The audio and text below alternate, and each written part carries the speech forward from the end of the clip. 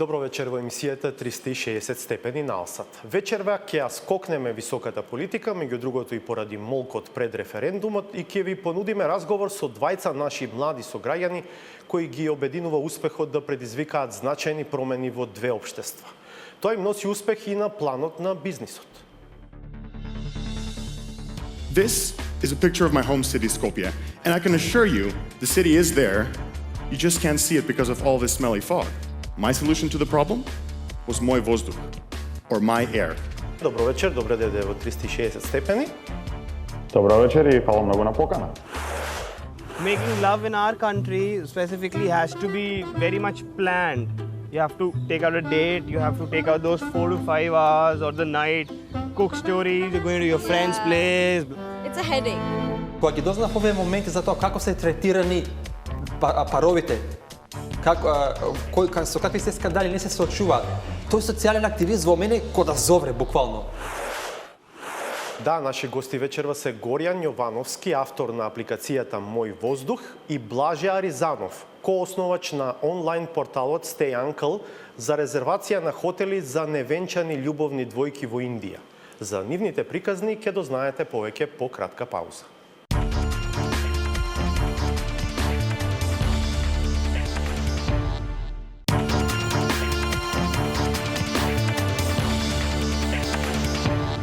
Гледате 360 степени. Вечерва ќе раскажеме две животни приказни на двајца наши млади сограѓани кои имаат огромно општествено влијание. Во најава за првиот гости.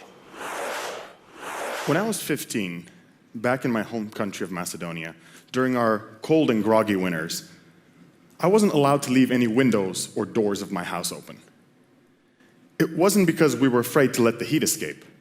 No, it was because we didn't want to let in the so-called smelly fog. Now, this is a picture of my home city, Skopje, and I can assure you the city is there, you just can't see it because of all this smelly fog.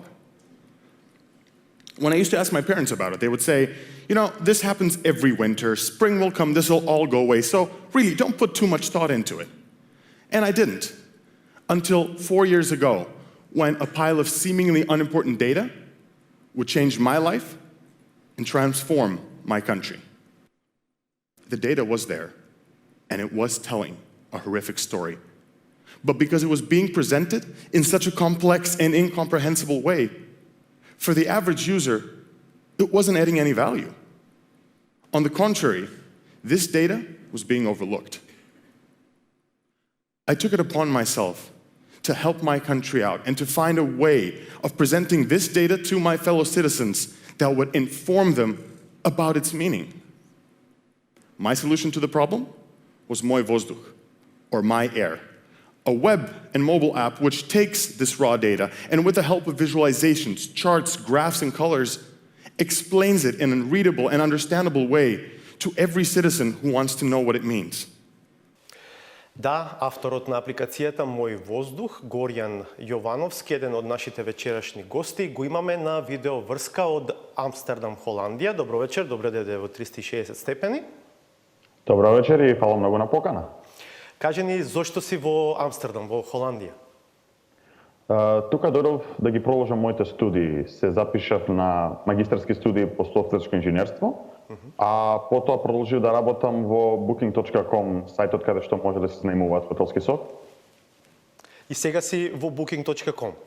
Така, да. Што ти е работната позиција, кажи ни таму? Јас сум тука софтверски инженер и тим лид, каде што водам тим од 8 луѓе заедно со мене и развиваме нови интересни продукти заедно со сите други во фирма. А смеете нешто да ни откриете или тоа е сепак професионална тајна? Продуктот на кој што работам е стварно доста интересен, но сепак е во тестинг фаза, така да не смеам да зборувам многу, но верујте кога ќе излезе ќе биде стварно многу кул додаток на booking.com. Добро, интересно. Инаку, Горјан, вие имате дипломирано на финки во Скопје, така? Така, да. Аха, во Амстердам завршивте само постдипломски студии? Точно, да, на Универзитетот на Амстердам тука. И кога ќе го споредувате квалитетот на животот во Скопје и во Амстердам, можно е да се влечат некакви паралели, да се прават споредби?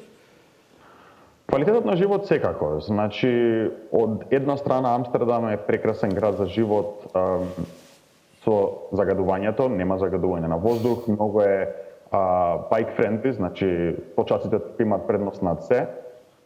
И едноставно е многу по-лабав животот и по-опуштен. Но сепак Скопје секогаш ќе си остане дома и некои работи не може да ги пронедеш на друго место во светот, како храната или пријателите или фамилија. Има ли разлика во таа социјална интеракција, во близината, во топлината на односите меѓу луѓето? Многумина се жалат дека, особено можеби во Холандија, се малку поладни односите меѓу луѓето. Се, искрено се. Мислам дека се смеевме со пријатели, има некоја паралела. Колку што по-северно идеш во Европа, толку квалитетот на живот станува подобар, но социјалната интеракција оладува. Така да толе секогаш ќе е подобро. Добро, причината поради која што те поканивме вечерва да бидеш дел од нашата емисија е примарно твојата апликација Мој воздух. Повеќе пати јавно си одговорил на тоа прашање, но верувам дека се уште има гледачи и граѓани на Македонија кои што не знаат дека токму Горјан Јовановски автор на таа апликација и не знаат како воопшто стигнал до идејата да ја направи. Значи, идејата искрено не беше плански да стане ова што е сега. Кога беше во далечна 2014 година, значи пред скоро 4 години, истражував на интернет, барав податоци за да направам некој нов проект, да научам како да направам мобилна апликација. И навистина погрешка наветав на податоците за загадувањето кои што беа објавени од Министерството за животна средина. Како мислиш погрешка? Објасни ни тоа. Разгледав на интернет, значи има Министерството за информатика кај нас нуди портал кој што може да се најдат различни типови на отворени податоци. Под отворени податоци се подразбира податоци кои што се на еден или на друг начин компјутерски обработливи, може компјутерска апликација да се разбере и се од отворен карактер каде што може секој да ги користи по каква била намера. Аха, и ти налета на тие податоци и ти дојде идеја дека тоа може да те води кон ова што сега се вика Мој воздух. Така, да. Значи јас ги анализирав податоците и кога разбрав дека загадувањето на вистина е огромен проблем во Македонија, речив дека можам да ги представам тие податоци на еден лесен и разбирлив начин, преку мобилна апликација која што во тоа време и до ден денеска останува најкористено средство за граѓаните како информативно средство. Имаш бројки? Колку луѓе ја искористиле, колку ја симнале апликацијата? Таа е во повеќе форми, така? Така, значи апликацијата се користи на Android, на iPhone и имаме веб верзија. Значи до ден денеска отприлика имаме околу 200.000 активни корисници во пик сезоната. Мој воздух е баш сезонска апликација, од септември-октомври овој период започнува незиното користење, се до март кога ќе ја снема загадувањата. Што мене ми е искрено многу криво, ја би да немам ниту еден корисник на мој воздух, што ќе значи дека воздухот е чист. Али тоа е иронијата на оваа апликација. Веќе забележуваш пикување во смисла мрдање на користењето на апликацијата во овој период? Веќе е започнат. Да кажеме дека таа е достапна на македонски, на албански и на англиски јазик, така? Да. И покрива колку места во Македонија? Значи има 17 мерни станици, од кои што околу 6 или 7 се поставени во Скопскиот регион, а другите се распределени по другите по-големи градови и една во Лазарополе како поделен пример.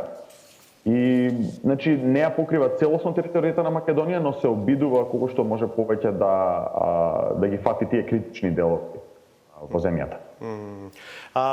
Забележливо е дека се обидуваш да воведуваш и промени во апликацијата, да ја дополнуваш. Една од промените е така наречениот политички бројач, со кој што се обидуваш да го мериш исполнувањето на локалните власти, на предизборните ветувања на локалните власти, на планот на заштита односно намалување на загаденоста на воздухот, така? Да. Значи тоа произлезе, тоест од 39 ветувања кои што ги дадоа сите кандидати за градоначалник на град Скопје, кога беа изборите. И тие беа поставени од страна на одва коалицијата која што е наш партнер, исто така се бори за чист воздух во Македонија. И со тој политички проект се обидуваме да им нанесеме некаква политичка одговорност, да не само ветуваат, туку и всушност исполнуваат тоа што го ветили. Интересно е дека кај тебе се испреплетуваат повеќе ајде сега актуелен е зборот идентитет во смисла на професии. Значи од една страна си софтверски инженер, но од друга страна себе си се представуваш и како екоактивист. Така, да. Има некаков сплет на тие две, да речам. Искористувајќи мојата пасија од софтверското инженерство, можам да допринесам кон екологијата преку технологијата. Добро. Свесен ли си за општественото влијание кое што оваа апликација го предизвика во Република Македонија? Јас се надевам дека влијанието беше големо. Мислам, според мене, баш во тој период се актуализираше се повеќе и повеќе темата, а се повеќе медиуми почнаа да покриваат, посебно во зимските периоди, како репортажи. И верувам дека голем број од луѓето кои што до тогаш или не беа свесни дека има загадување, или веруваа дека има загадување, но не знаеа до кој степен е тоа проблем, се освестија и дел од нив почнаа да делуваат дали преку протести, дали преку други активности да подобри овој проблем. И самиот рече дека те интересира оваа тема, значи не си тука активен и присутен само затоа што си софтверски инженер, туку затоа што имаш и интерес за заштита на животната средина. Имаш ли ти идеја во која насока евентуално би требало да се движат активностите за намалување на загаденоста на воздухот во Скопје? Па и не само во Скопје. Точно. Мислам, ние мора да се соочиме дека живееме во земја која што веќе го има овој проблем. И наместо да се обвинуваме едни со други од кој го предизвикал и како, мислам дека треба да дојдеме точно до изворот на ова загадување, да го пронајдеме и да направиме потези кон негово спречување. Постојат државни инспекторат кои што имаат како да истражува овие работи, но верувам дека во Македонија за жал не секогаш тие инспектори коректно си ја вршат работа, кажам. Тоа што за жал Македонија знаете како функционира. Јас познам Перо знае точно, не знам кој, и некако се занемаруваат одредени големи загадувачи кои што верувам дека колку би се санкционирале правилно и почнало да се намалува загадувањето во Кажи ми, дали загадувањето на воздухот и воопшто темите од животната средина се тема на вакво ниво во државата во која што сега живееш и работиш? Загадувањето е проблем на секаде ни светот. Имаш истражувања кои што беа направени скоро, кај што се докажа дека околу 90% од населението во светот дише загаден воздух до одреден степен. Во Холандија зачудувачки беа предупредени холандезите од европските судови дека мора да преземат нешто околу загадувањето, зашто многу луѓе мислат овде е дожд, ветар, точаци и нема никакво загадување. Но они се околу, они стојат на горната граница на европското дозвола за загадување. Така да и тука е актуелна тема загадувањето, но многу се допаѓа дека они пристапуваат решавање на проблемот на друг начин. И тоа што ги приспособуваат градовите, пример Амстердам, да бидат многу по-bike-friendly за точаци, што се за коли и за автобуси. Кога сме веќе тука, интересно е дека една твоја релативно нова апликација е поврзана токму со велосипедите и можноста да бидат лоцирани и претпоставам изнајмени, така во Амстердам? Така, да. Како се вика апликацијата? Апликацијата се вика Bike Seeker. Истражувач на точаци, не знам како би дошло македонскиот превод. Но се обидува да им олесни на туристите кои што доаѓаат во Амстердам да пронајдат точак за изнемување без да треба да лутаат низ градот споредувајќи цени и плашејќи се дека може да ги измамат или да им земат многу повеќе пари него тоа што треба. Сега, споменувам и втора апликација, првата Мој воздух. Јас и во најавата реков дека вашиот ангажман предизвикал големо општествено влијание, но ве представив и како луѓе кои што се успешни и на бизнис планот. Кажи ми, заработуваш од апликациите, од Мој воздух и од ова вторава која што ја спомена? Да, значи од Мој воздух веќе од претходната сезона почнавме да заработуваме. Од Bike Seeker се уште сме у преговори со неколку точкари тука, но и тука ќе започне соработка со нив. Така да, има заработка и од двете апликации. Дали во овој твој ангажман и уставно кажано и најава за бизнис успех треба да бараме порака и за дел од младите луѓе во Македонија. Интересно е дека ти сепак си образован во македонскиот образовен систем, кој што во нашите очи не е многу квалитетен.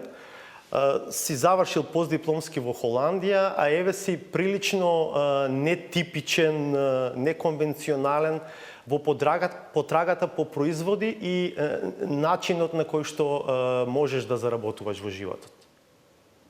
Знаеш, јас пораката која што ми ја пренесувам секогаш на моите врсници во Македонија е дека навистина имаме можност да основаме некој свој продукт. Македонија е мал пазар кој што дозволува многу лесно испробување на различни продукти и идеи, за да се осети прво пазар и да не се треба да се вложи многу за да се истестира некоја идеја.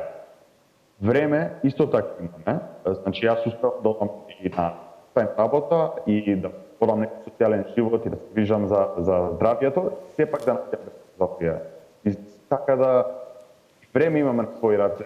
Се што треба е само појат некој да почне првиот тек. Дали сепак ќе се согласиш дека сме прилично традиционалисти или некако врамени во некоја рамка кога се обидуваме да бараме работа, да бараме начин на кој што можеме да заработуваме?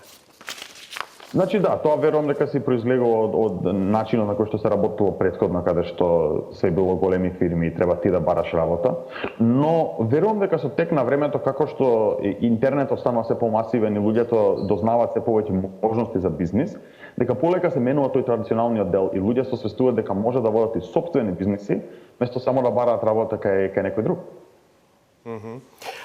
Кажи ми, ти си сега во Амстердам, Холандија. Малку незгодно прашање, но планираш да останеш таму или има и услови под кои што би се вратили во Македонија? Дефинитивно размислувам за можност за враќање назад. Значи, Холандија е прекрасна земја за живот и ја на сите им препорачувам да појдат надвор од Македонија и да живеат надвор за да осетат како е животот надвор од сопствената земја.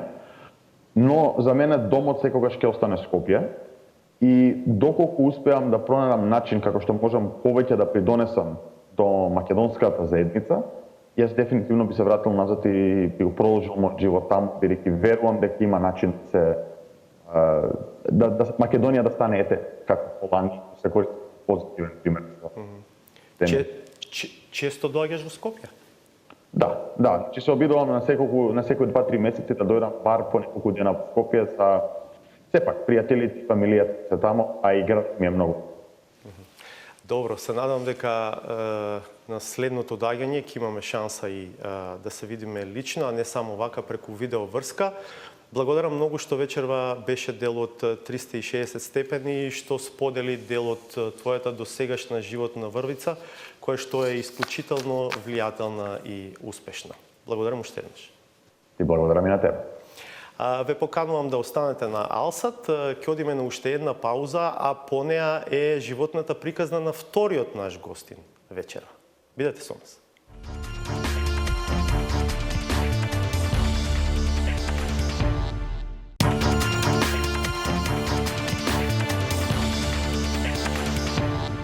Продолжуваме со емисијата во најава на вториот гостин за вечера. Making love in our country specifically has to be very much planned. You have to take out a date, you have to take out those 4 to 5 hours or the night, cook stories, you're going to your friend's place. It's a headache. This young unmarried couple from Delhi, India, don't want to appear on camera because they fear for their safety. In India, kissing in public or holding hands can be considered immoral, and such acts can even spark violence. In 2014, members of India's ruling Hindu nationalist Bharatiya Janata Party set about to vandalize a cafe, all because a couple was seen kissing there.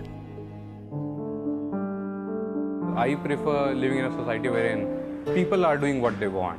So it creates a whole kind of happy ecosystem. That was Sanchit Sethi, who together with Blaise Arizanov are among the co-founders of Stay Uncle, a 2.5-year-old startup that helps unmarried couples in India book hotel rooms discreetly. The founders felt compelled to create Stay Uncle after hearing story after story of young unmarried couples trying and failing to conduct relationships in secret. That courage came when we saw those almost horror stories which our couples were sharing with us, how they were denied hotel stays at 2 o'clock, how girls used to cry on the reception when the sleepy receptionist used to ask them, are you a prostitute?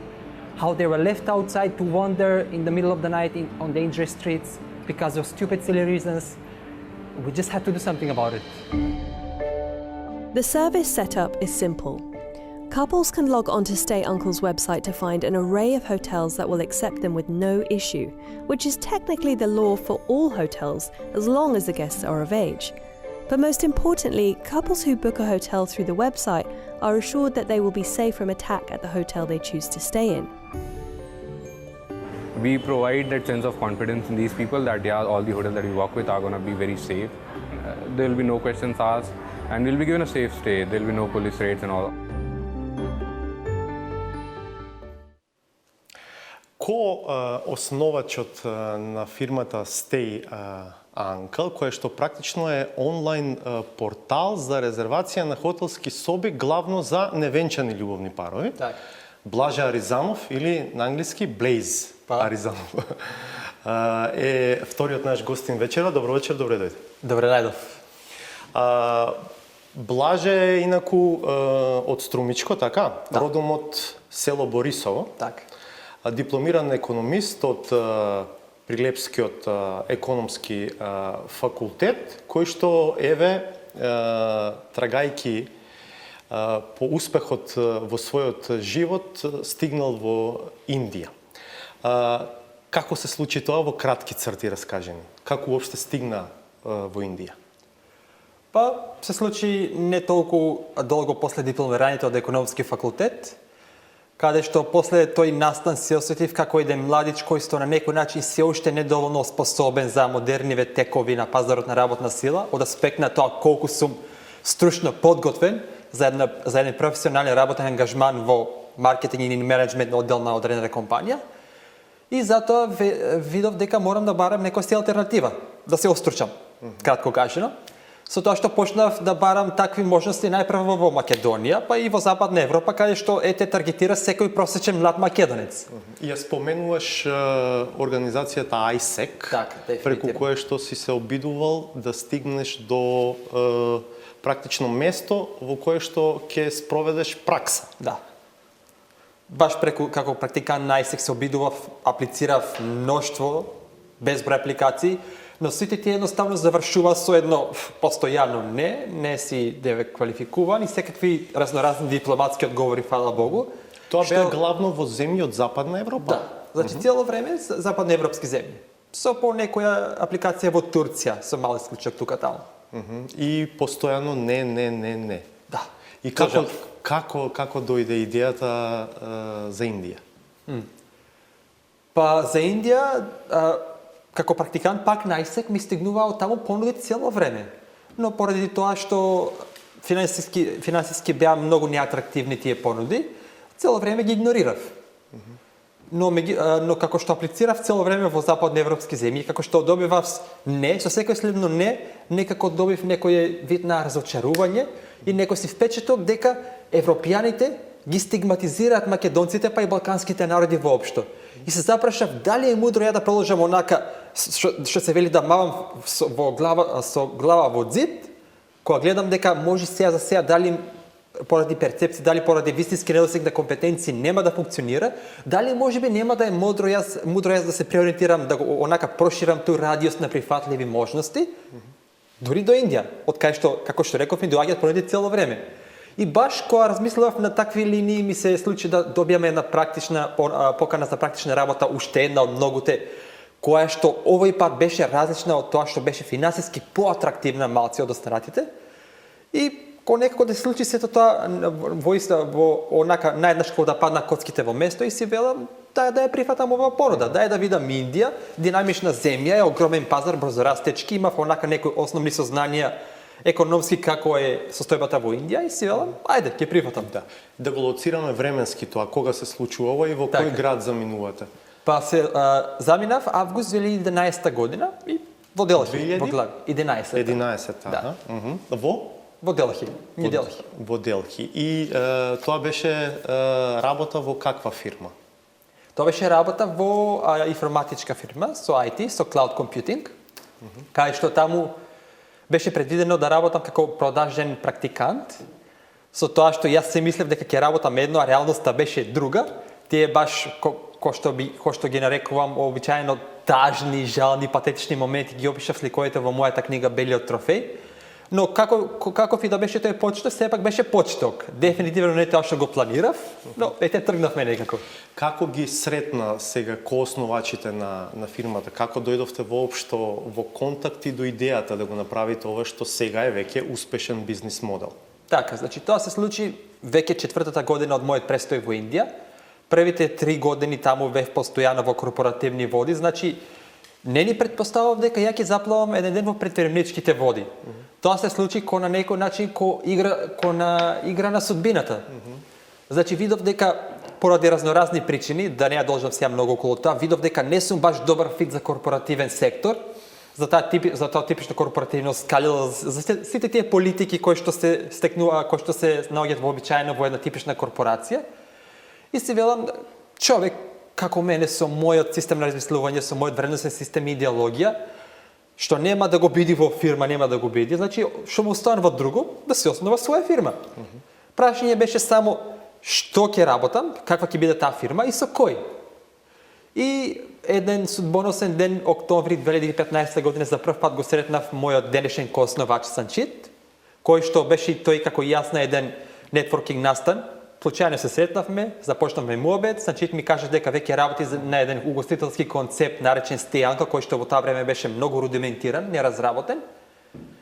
И јас рака на срце онака си велам па да го прифатам, да му посветам време на тој човек, пошто како човек со богат онака скилсет, мислам тие 4 години претходно успеав да си изградам реноме за себе во Делхи. И таа беше една честа појава каде што стално ми пристапуваа луѓе коосновачи со идеи, ајде зова ми треба коосновач. Повеќето од нив за жал морав да ги отфрлам ради тоа што беа нелогични и нематеријални, нема нешто големо позади нив.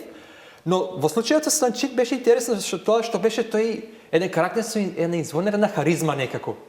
Значи човекот имаше продажни вештини што се неопходни за секоја фирма, стартап компанија без оглед каква е да е. И успеа првата идеја. Првата идеја беше успешна. Практично така се споивте на таа прва идеја. Значи се споивме на таа прва идеја, но потоа пивотиравме во нешто друго. Да. Добро. И практично имавте и неуспешни обиди. Да, дефинитивно. Значи тимот беше тој кој што беше од почеток па до денес, меѓутоа ние што сме сега како компанија и тоа што почнавме од почеток се две различни работи. Ова кога почна? Ова почна 2015 крај 2016. Во основата на идејата се некакви општествени табуа во Индија, така? Да. Дури законски ограничувања или повеќе само морални, некакви поврзани со традиција и со, како што велам, табуа? Да, исклучиво морални.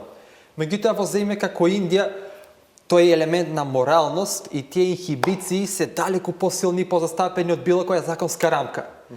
Значи, да појасниме зашто е станува збор или? Да појасниме секако. Така, Стејанкл е хотелски агрегатор за кој што нуди сместување исклучиво за невенчани љубовни парови, што во тоа време пред да се појавиме ние беше табу тема. Значи милиони млади луѓе во Индија, ако сакаат да си поминат некаде приватно онака сами на себе, нема можност да го направат тоа. Поради тоа што хотелите за да ги примаат, им бара за возврат брачи сертификат. Деме како не сте венчани, не може да останете кај нас. Ако не сте венчани, значи вие промовирате иморал, западна декаденција. Тоа се коси со нашите традиционални индиски вредности и не може ние тоа да го реализираме понатаму. Значи тоа беше еден проблем со младиве кај што ниту пак во хотели им дават, а пак ако сакаат надвор, ете на парк да речеме, повторно и таму се случува проблеми со тоа што цело време имаше ризик да летат на некоја си така наречена ортодоксна група куче чувар, која што кога ќе ги види како разменуваат нежности, ќе ги нападне во истиот фазон. Ако се сакате толку, зашто не се венчате? Не постои такво нешто како врска, постои само венчавка. Ова отворен тип на врска што се вели, тоа е типичен западен импорт, кој што не е типичен за Индија, не е морален, значи тоа е поентава. Ни надвор, ни внатре. А де факто во реалниот живот постои. Да. Да, значи милиони млади луѓе во земјата што со најголем број на млади луѓе во светот нема место каде да си размерат нежности, што се вели. И вие велите, можеби е тука нашата шанса. Така, видовме дека постои таков проблем пазарен, кој што јас од почеток не бев толку мотивиран да го проследам, но како што реков, од кога ги дознав овие моменти за тоа како се третирани паровите, со какви се скандали не се соочуваат, тој социјален активист во мене ко да зовре буквално. Значи беше пазарна можност плюс можност да направам социјална разлика воедно собрано. И на крај решивте да го направите овој онлайн портал. На почетокот, според она што имав шанса да го видам, и не одело толку добро, така? Да, имавме предизвици, тоа како? Од кој тип предизвици? Предизвици Имавте проблем или со властите? Па имавме не директно со властите, туку можеби со нивни шаради, со нивни представници. Значи во некој случај имавме инциденти каде што локален полициски комесар се појавуваше во некој од нашиве хотели и ги изненадуваше хотелите, где ме ги обидуваше колку е тоа неморално, без да го ниту стави законското во предвид, поради тоа што тој сепак се јавува како представник на законот. Так. Но и покрај тоа, тој се јавуваше во улога на морален проповедник, а не на законски представник. Значи ги имавме тие инстанции неколку, со тоа што далеку посериозен беше проблемот со религиозните групи и со онлайн троловите, кои што постојано ни поставуваат заседи, не го згаснува вебсајтот, значи се нешто во тој фазон. Но вие не застанавте и приказната продолжи понатаму. Во кој момент почнува практично помасовно да се користи алатката која што ја развивте? Така, се случи баш буквално во тој ден кога меѓународната агенција Кварц, новинска агенција, дозна за нашиот концепт и реши да направи онака длабинска репортажа за тимот, за екипата, за нашата мотивација и за тоа што го правиме, фала Богу, пошто рушевме едно огромно табу. И од која се објави таа приказна, поради огромното реноме на таа новинска агенција, веднаш беше реобјавена низ, каже речи, сите национални индиски новински агенции, па после тоа се случи една медиумска бура, каде што во одреден период, недела време, значи постојано се зборуваше за стејанка за нашава компанија, за тоа каква социјална разлика правиме, и тоа беше тој пресвртен момент. Од таму се лансиравме, значи буквално во стратосферата и се уште немаме застанато. Добро, точно ли е дека сега Блажа Аризанов е милионер? Барем на хартија, да. Само на хартија? На хартија. Зошто само на хартија? Па, нормална сметководствена логика. Значи, сум собственик на удел во компанија која што е вреднувана сметководство на милиони. Следствено на тоа, на хартија јас сум милионер. Се, ако најдам купувач за тоа, окей, ако не, тоа е нешто друго. Што ви се плановите во таа смисла? Околу продажбата? Евентуална продажба на фирмата. Планирате такво нешто? Или, Па, не знам, сме отворени за лукративни понуди, да, со тоа што не се брзаме. Поради тоа што сме компанија која што фигурира на прав пазар во правото место, значи сите околности кои што се случуваат моментално се во наша корис. Значи Индија, таа прогресивна дебата околу правата на младите, околу слободата, сите либерални вредности, земаат зама во Индија и затоа велам дека сме баш компанија која што фигурира на правиот пазарен сегмент во право време. А може ли низ бројки да ни кажете за каков бизнис станува збор? Колку корисници имате? За каков пазар станува збор? Имате ли таков тип на статистика? Да. Значи, успеавме до сега да реализираме околу преку 100.000 трансакции, со тоа што имаме веќе служено 80.000 ова што се вели на англиски unique users или уникатни корисници. И исто така сме еден редок пример на компанија која што во една таква агресивна индустрија како што е угостителството во Индија, успеа за само 20 месеци да реализира 3 милиони во продажба. Што за компанија која што се уште и ден денеска нема своја канцеларија и која што работи само со десетина луѓе е огромен успех. Кажете ми, ја покривате цела територија на Индија? 40 града, поголемите да и уште некои помали моментално. Рековте дека би продале удел од фирмата, се разбира, велите, не се брзаме, Да. сакаме да ги видиме понудите. Имате ли други некакви планови во бизнисот? Така, значи, сме во фаза на лансирање на неколку уникатни модули околу нашава примарна услуга, со тоа што сега сме примарно агрегатор на хотели, а тоа значи дека немаме контрола врз операциите во тие хотели. Ние тоа сакаме да го смениме поради тоа што и покрај се на долгорочен план не е добра бизнис стратегија и баш со таа логика планираме да лансираме наш собствен франшизен модел на хотели. Значи досега испраќаме клиентела кои што се млади парови во стандардни хотели кои што се наменети претежно за патници, Така. за туристи.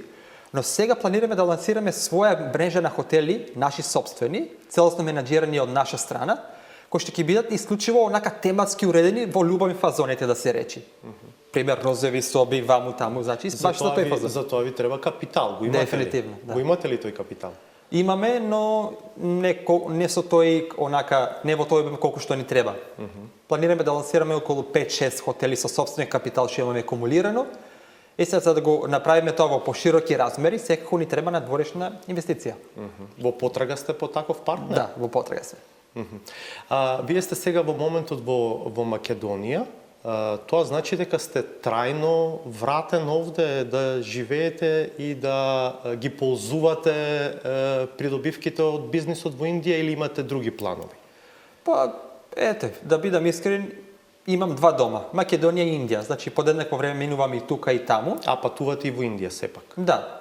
Значи, каде што имам бизнес интереси, таму претендирам да престојувам и да си го направам свој дом. Тоа е тоа. Колку често патувате во Индија? Еднаш до 2 пати годишно. Значи, 6 месеци таму, 6 тука. И за сега само Индија и Македонија ви се во планот или имате и некаков поширок радиус на... Баш сега до ова година ќе има и трета опција, баш во еден полноопровен, да го речам, триаголник, каде што ќе спадне и Естонија. Значи, развивам свој бизнес интереси и во Естонија, која што е една прекрасна мала земја горе во северен дел на Европа, се случува толку многу возбудливи работи во неа, во кој што сакам да бидам дел и самиот. Во која област? Пак нешто околу технологијата. Значи, Естонија е технолошка мека моментално, што се вели Силиконска долина на Европа, така да тие бизнеси таму најдобро фигурираат. Во Македонија и самиот споменавте, издадовте книга за вашиот животен пат. Каде може таа да се најде? Белиот трофеј, значи, е насловот на книгата, во издање на книга 3 и е на располагање ширум целава земја моментално. И таа е практично вашата животна, ја раскажува вашата животна врвица до успехот со актуелната фирма во Индија. Така, значи, во неа опфатен тој баш период минативе 3 години, значи не периодот пред тоа, со тоа што во книгата се надоврзувам во многу наврати на моето детство, кое што сметам дека е битно и кое што ме обликува понатаму за да бидам способен да реализирам еден таков потфат. Во која смисла детството сметате дека ви е важно? Па, Вие каде растете? Во родното место? во типична Борисово? селска средина, во земјоделски крај, со сите проблеми и недостатоци кои што произлегуваат од тоа. А зошто мислите дека е тоа важно за понатаму во животот? Интересно прашање. Па поради тоа што ете се наоѓаме во средината на ово што се вели motivation porn, мотивацијско порно. Значи се збори многу за успех, кои се состојките на успех сето во тој фазон, но за жал тоа што се презентира на младите како тоа демек што е тоа што води кон успех, не е вистинето, е некако соџвакано и нецелосно обработено. Зошто го спомнав моето детство? Поради тоа што мислам дека во сите тие мотивацијски програми и шаблони кои што ни се презентираат, на младите кои што им се презентираат, недостига една клучна компонента, а тоа се траумите. Значи, Уверен сум, не само поради моje лично искуство, туку поради сите тие разговори кои што сум ги имал со многу други успешни луѓе, кои што се мои ментори денес, дека за успехот клучна компонента се траумите, за кои што за жал не се зборува. Траумите во смисла на неуспех, дека Неуспех. човек треба да научи дека животот носи и неуспеси, Така. и од тоа треба да учи како да се крене и практично да стигне до успех, така? Да, во тој фазон. И мислите дека тоа практично не достига кога некој се обидува нам да ни каже како да стигнеме до успехот? Во нашите простори, да. Значи, се явуваат успешни луѓе кои што за жал не знаеме како дојде до успех. Значи, успешни преку ноќ, што во некој случај не е вистина. Така, што би била твојата порака, јас и на ти и на вие се извинувам и на гледачите за ова менување на пристапот, се надевам дека ќе ми извините и вие. Што би била пораката до вашите врсници, во Македонија? Бидејќи имате многу интересна приказна. Потекнувате од мало место во Струмичко, сте студирале на економскиот факултет во Прилеп, а сега раскажувате една исклучително интересна и успешна животна приказна до овој момент. Така. Поракава би била едноставна. Значи, тоа што беше мој проблем е проблем на сигурно 90% и од сегашната младина. Значи, не се сменила многу од моево дипломирање па до денес. Пораката е дека прво треба да се седнеме на реалноста дека ни фали многу компетенции со кои што би можеле да се носиме со западноевропските развиени земји. Тоа не го нуди нашето образование. Не го нуди и мора да најдеме алтернативен начин да го добиеме. Значи, мора да работиме понатаму агресивно на стручно осposobување на самите себе си. За жал сме една премногу политизирана држава во последниве неколку години, каде што секој има мислење околу некои си политички настани, а не знае да напише пример велини код. Што е многу трагична ситуација. Значи, малце да оставиме абстрактни теми и да се фокусираме кон надоградување на конкретна вештина, на конкретен план. Тоа е моја порака. Сега, ако се обидам да го систематизирам ова би била индиректно порака и до власта, дека мора да направи темелни реформи во образованието, во насока во која што зборувате, а додека тоа не се случи за сите што излегуваат како продукти од овој образовен систем, дека тој образовен систем практично не направи доволно компетентни или речиси воопшто компетентни за тоа што се вика глобален пазар. Апсолутно, добро сумирано, да. Добро, што ви се плановите во блиска иднина? Блиска иднина, па продолжуваме со Стејанкл, продолжуваме кон патеката да направиме компанија од милиарди долари, се надевам. Значи, фигурираме на еден огромен пазар кој што се вели само го имаме черната онака површински. Значи, тоа е барем јас она со кое ќе се занимавам на среден рок. На сам крај сме, како се однесуваат вашите најблиски кон вас сега? Другарите? Прилично нормално. Жителите на Борисово? Во почеток, како што знаеме какви може да бидат руралните средини, имате представа и самите, имаше многу недоумици околу тоа што е тоа што јас го правам, од каде тој мобет дека сум милионер или дека сум собственик на милионска компанија. Значи, беше потребно малце време да се баш рачисти такал, но ете, со тек на време тоа се спласна се, значи си имам односиве со сите ми се нормални, што ми е баш мило. Добро, благодарам многу што бевте вечерва дел од 360 степени. Вашата приказна е јавно раскажувана, но се надевам дека значаен дел од публиката вечер имаше шанса прв пат да слушне за вас и веројатно да понесе некаква инспирација понатаму за животот. Вечерва нема да видите саботажа, решивме поради не до крај јасните правила содржани во упатството на Агенцијата за медиуми да ја скокнеме нашата редовна рубрика за вечерва, за да не предизвикаме проблеми никому. Ние повторно ќе се видиме в понеделник од 22 часот. Се разбира, во фокусот ќе биде анализата на она што се случило ден претходно со референдумското изјаснување. Се надам дека вечер имавме интересно издание. Ви благодарам што не следевте и пријатно.